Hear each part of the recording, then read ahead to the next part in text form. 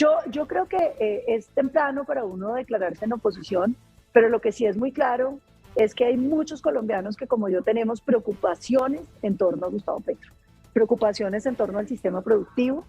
Cuando uno lee, Vicky, su proyecto de gobierno, habla de la democratización del espacio, que no es otra cosa que una expropiación disfrazada vía impuestos, que nos preocupa, porque el sistema productivo de un país no es bueno en sí mismo, es bueno porque es la única manera de crecer, de generar empleo y de superar la pobreza. Me preocupa el sistema de salud, un sistema de salud que hemos venido construyendo durante ya décadas los colombianos y que es tal vez uno de los bienes públicos más importantes que tenemos. Los colombianos creemos que tenemos pésima salud, pero la realidad es que pese a todo lo que pasa, nosotros tenemos mejor salud que muchos de los países en vía de desarrollo como Colombia.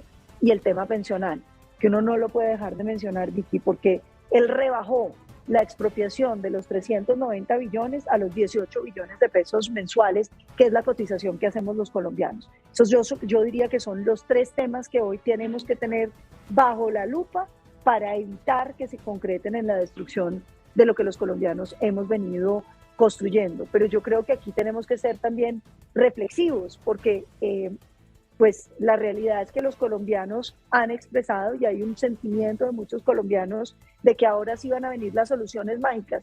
Y la pregunta que yo me hago, Vicky, desde que quedó elegido Gustavo Petro es: ¿cuál es el Petro que nos va a gobernar?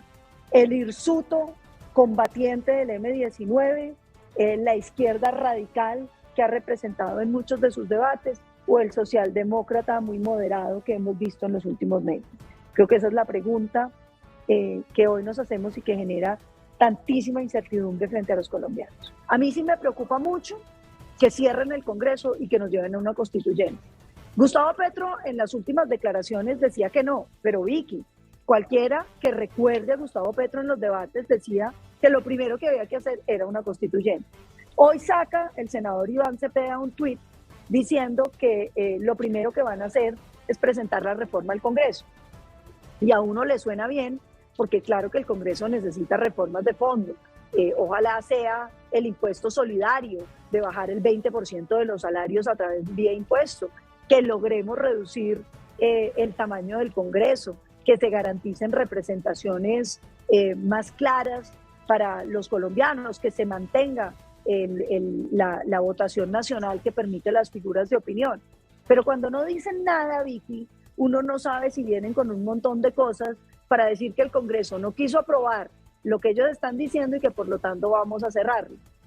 Yo sí quiero que nos empiecen a dar el contenido. Cuando decía que me parece anticipado hacer oposición, es que yo no creo en la oposición en abstracto, yo creo en la oposición en concreto. Yo creo que la oposición no se declara, la oposición se ejerce. La oposición es cuando uno dice esto es malo por estas razones, pero lo primero es que hay que saber qué es lo que están proponiendo.